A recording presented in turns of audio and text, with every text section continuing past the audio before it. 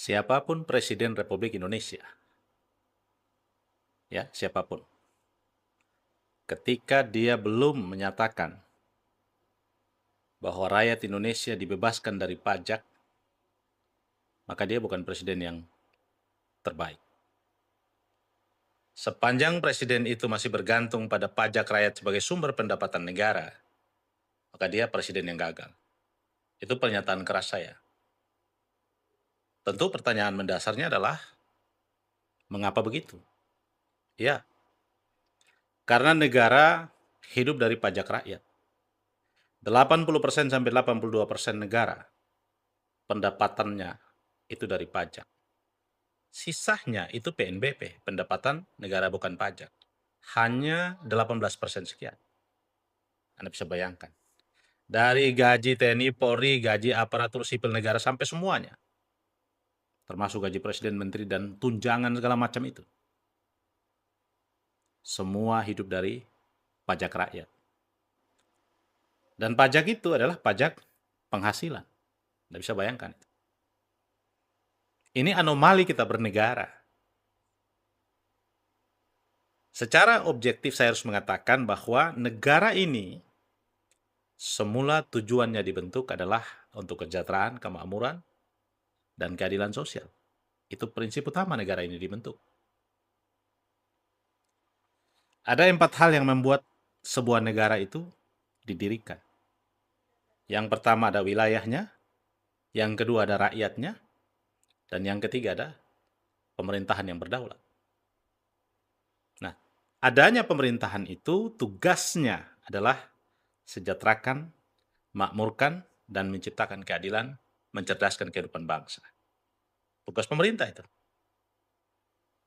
Nah, maka idealnya dalam bernegara, negara harus memaksimalkan sumber daya alam sebagai pendapatan utama untuk membiayai kesejahteraan dan kemakmuran rakyat.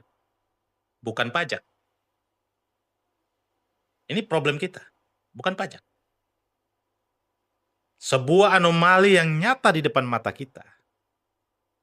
Ketika negara bergantung hidupnya sama rakyat, tapi negara tidak pernah memperhatikan, tidak pernah melihat kenyataan akan kehidupan rakyat yang sesungguhnya. Negara menghargai rakyat dengan apa? Dengan bansos. Anda bisa bayangkan, kemiskinan dipelihara dengan bansos. Ini realitas kita bernegara.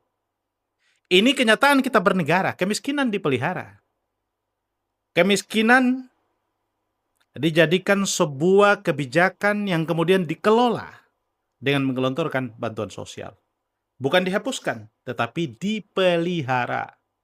Dimiskinkan dan kemudian dipelihara. Dan ini menjadi objek politik setiap kekuasaan berganti. Setiap yang berkuasa selalu menjadikan kemiskinan sebagai objek yang dipolitisasi oleh kekuasaan untuk mendapatkan nama, pengakuan, dan popularitas sebagai penguasa.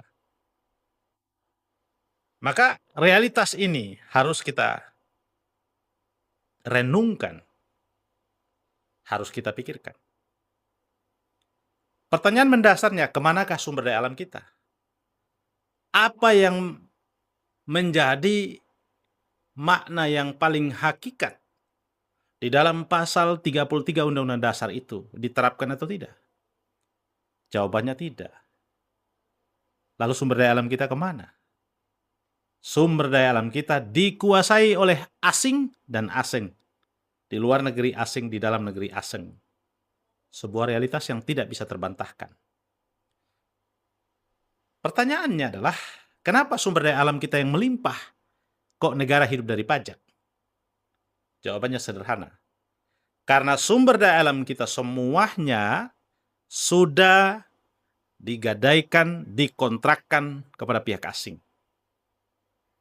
Negara hanya mendapatkan royalti dari setiap investasi itu, dan nilainya tidak seberapa.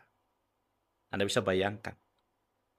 Sumber daya alam kita dikontrakkan, digadaikan pada pihak asing, kemudian negara mengemis pajak dan mengemis pinjaman. Sebuah logika berpikir yang sesat yang negara lakukan selama ini dan membuat kita menjadi termarginal, membuat kita rakyat menjadi tersiksa dan harus kerja mati-matian memperjuangkan kelangsungan hajat hidup kita. Anda bisa bayangkan. Padahal kalau Indonesia dikelola dengan baik dengan sumber daya alam kita yang berlimpah, mereka kor-kor mengatakan kita kelapa sawit nomor 1, kita nikel nomor 1, kita punya emas, kita punya timah, kita punya batu bara, apalagi kita punya ikan. Semua kita punya yang tidak dimiliki oleh negara-negara kecil seperti Norwegia, yang tapi masyarakatnya tidak bayar listrik, pendidikannya gratis, rakyatnya makmur. Negara-negara kecil di Eropa sana, mereka tidak punya sumber daya yang unggul. Udah, kita tidak usah jauh-jauh. Tetangga kita Singapura punya apa? Tetapi dia menjadi negara terkaya nomor 1 di dunia. Anda bisa bayangkan dengan pendapatan per kapita per tahunnya 1,5 miliar per kapita. Anda bisa bayangkan, kita pendapatan per tahunnya hanya 150 sekian juta. Itu juga sudah dikelompokkan sebagai kelompok menengah.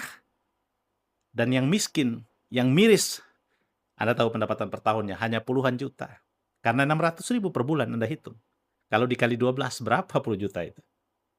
Jadi ironi kita bernegara. Maka pernyataan pembuka saya tadi, saya katakan, siapapun yang menjadi Presiden Republik Indonesia, sepanjang dia tidak mengatakan bahwa saya akan membebaskan rakyat Indonesia dari pajak, maka dia akan menjadi presiden yang gagal.